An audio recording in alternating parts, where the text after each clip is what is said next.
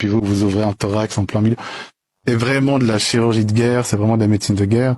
Et ça dure 3-4 heures, et ensuite, accalmie, tu es mort, tu remontes dans ta chambre, t'entends un deuxième F-16. Et c'est reparti encore pour 3-4 heures, et c'est comme ça tout le temps. Et c'est que des civils. Donc, pas une guerre. C'est pas une guerre. Une guerre, c'est... Quoi? Parce que dans une guerre, il y a des règles.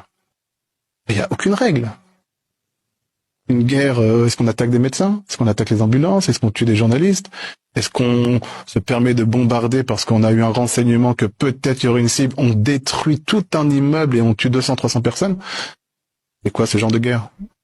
Ça s'appelle un génocide. Faut utiliser les bombes.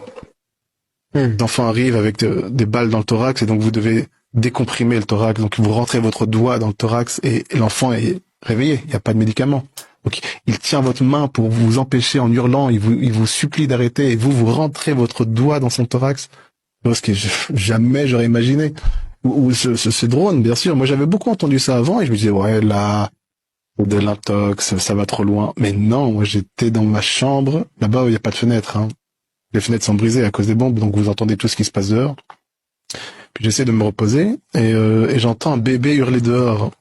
Et je dis à mon collègue, t'entends? Il me dit ouais, et on se dit, on va aller voir, et on commence à vouloir sortir, et puis là, les locaux nous arrêtent en disant, n'y allez surtout pas. On dit, mais vous entendez pas? Ils disent, et puis là, il nous dit, suivez-moi, et puis on monte sur le toit.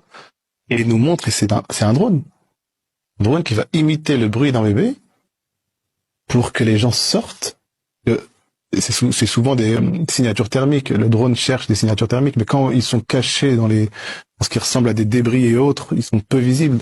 Les gens se réunissent en train de chercher ce qui est un bébé en train de crier au secours, et puis là, ils les abattent. Ça, c'est une réalité.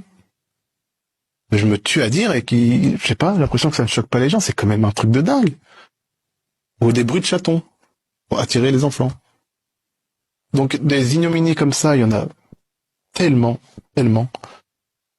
Bon, je voulais vous passer la troisième partie. Vous avez les parties 1 et 2 avant, ce sera la dernière.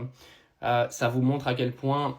C'est toujours intéressant, hein, ce genre de témoignage. Alors, c'est absolument dramatique et honteux. Maintenant, je pense que vous êtes au courant de ce qui se passe là-bas.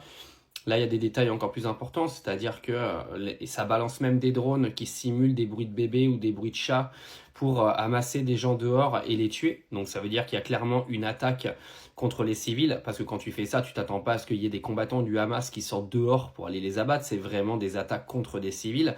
Donc on est vraiment sur une extermination ethnique, hein, on est vraiment sur un génocide. Et je me demande en fait, quand on entend ce genre de témoignage, comment les politiques ils peuvent pas réagir. Parce que on peut pas continuer en fait de vivre dans un monde où on permet à un pays d'exterminer un autre pays. D'accord? Là, ils exterminent un peuple. On n'est pas dans la guerre. On n'est pas en train d'aller se battre contre une armée, contre des infrastructures militaires. On est avec une armée qui est en train de détruire une population entière. C'est hallucinant. Moi, je pensais pas que je vivrais ça de mon humanité. C'est hallucinant. Et en plus, les gens qui font ça, c'est les gens qui ont subi ça pendant la Deuxième Guerre mondiale. Vous imaginez quand même?